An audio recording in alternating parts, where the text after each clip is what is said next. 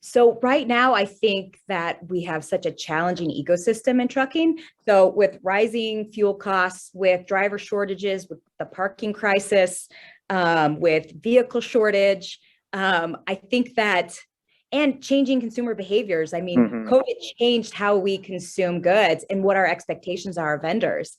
And so I was actually thinking earlier today, like I think the windshield companies had sort of a little bit of an advantage because they made it easy for you to get new windshields on your vehicle. They come to you whenever you just pick an appointment. It doesn't matter if you're at a hair salon, they'll come there and do your windshield. And so I think we are moving into um, a consumer sort of pattern where we expect different things from vendors. Um, and I think it's going to change trucking in such huge ways.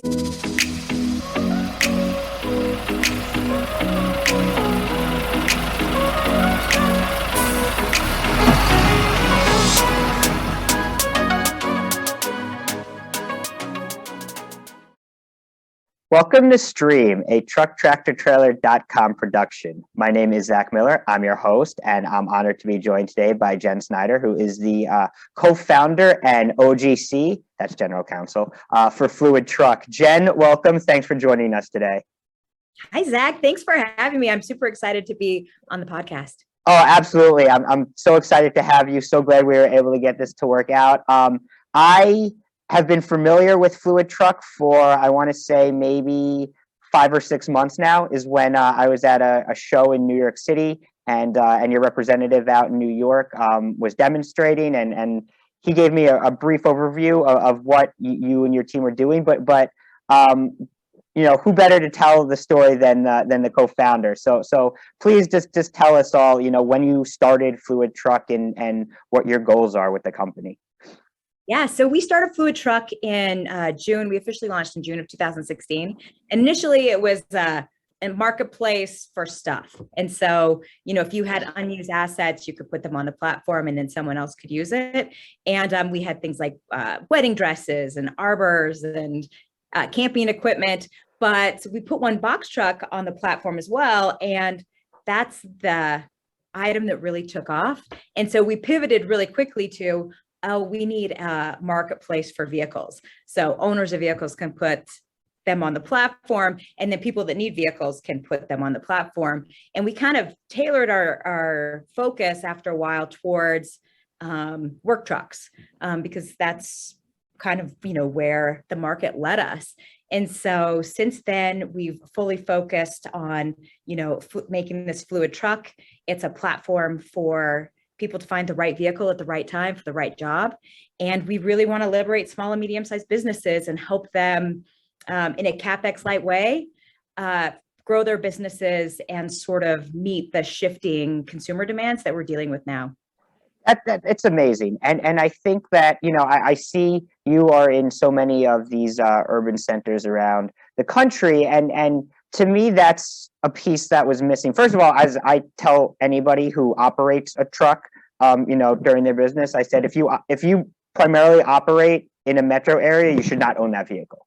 You should rent or lease that vehicle. It is a mess for you to own that vehicle. But even then, I think, unfortunately, many, not all, but many of the sort of legacy leasing companies really are kind of stuck in the past there, not quick to adapt to the changing consumer needs, certainly that the pandemic accelerated, but that we were seeing even before the pandemic. And so my question is, have you seen that with Fluid, with your clients? I mean, have you seen a bit of a disruption or culture shift, if you will, in the rental and leasing business?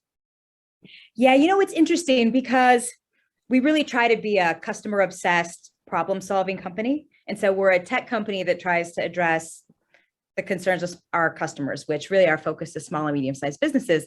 And so it wasn't easy for those companies to actually find the vehicles that they needed and rent them in a way that actually sort of optimized their time that they needed to spend running their business.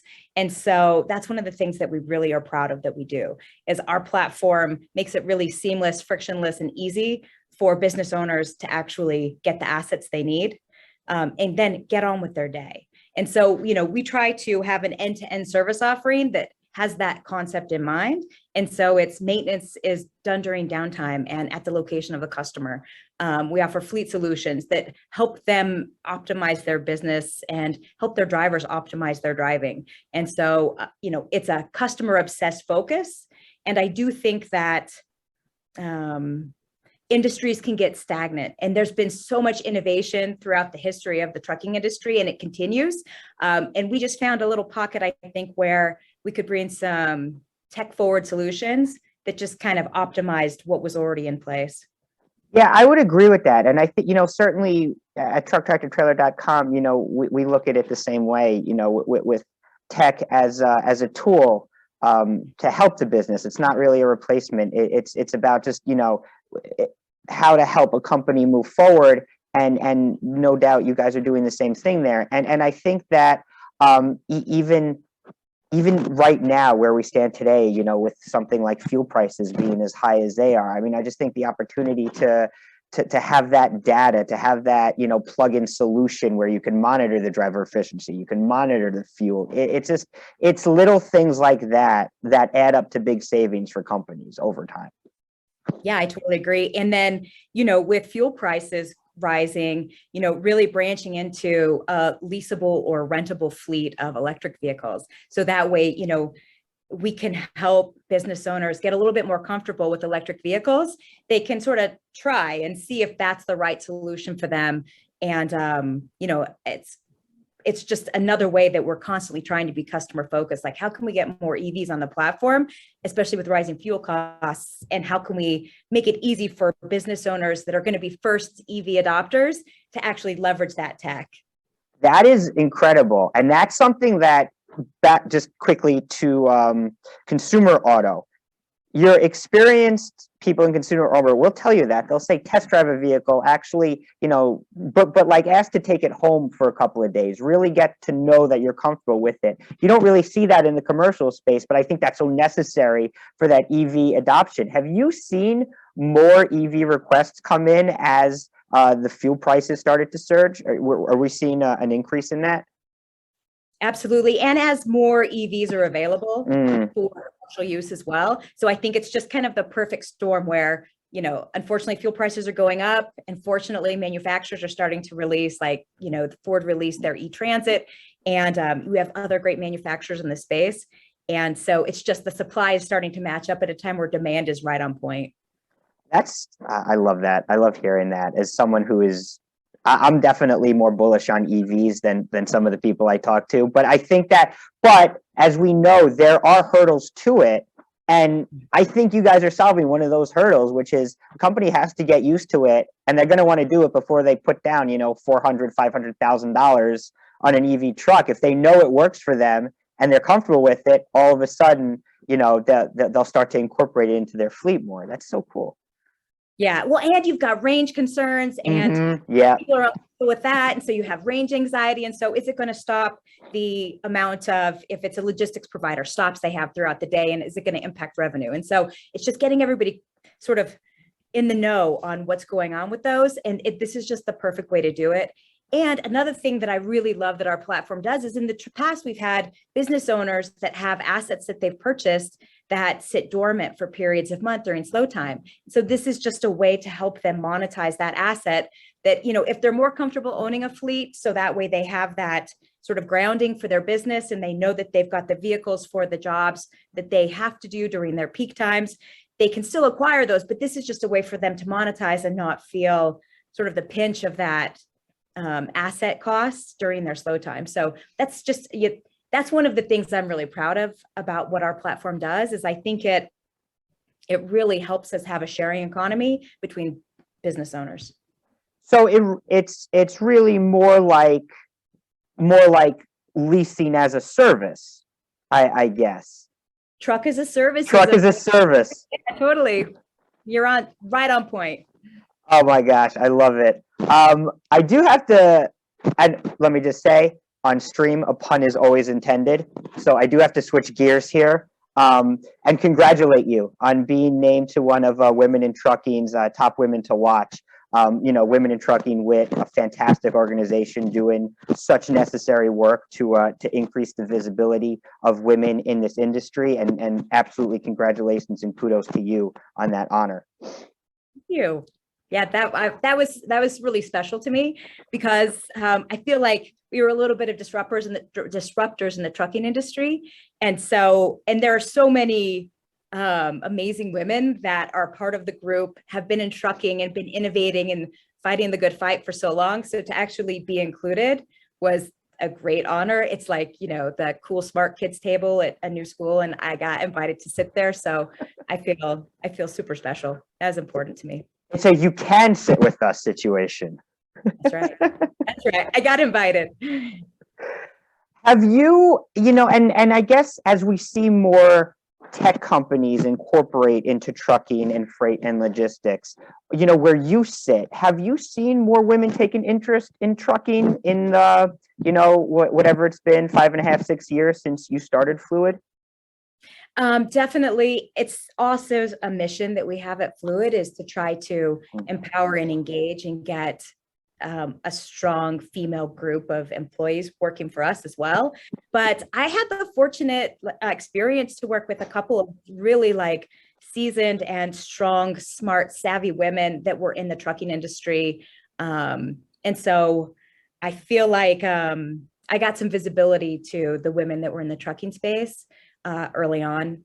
We just got lucky and kind of met them, and they were super welcoming and had great wisdom to share. So I feel like I got lucky, and trying to pass that forward at Fluid. That's great, and it really is so important. And when we just spoke about some of the hurdles to electrification, it's certainly a major goal to get more women involved in this industry, especially because thankfully, I do know a lot of women in this industry, and each and every single one of them is just outstanding at their jobs. They're outstanding in their communities. They are so eager to mentor and to help young people entering the industry, and also help other businesses succeed. It is just the amount of value that these women bring to the industry is, you can't put a price tag on it, and unfortunately, there's just not enough in there. Yeah, well, that'll change. Exactly. So really excited to see that. Do you think, just listening to you talk though, do you think that, you, and nothing is ever, finished, but where you sit, do you think you found that right blend of,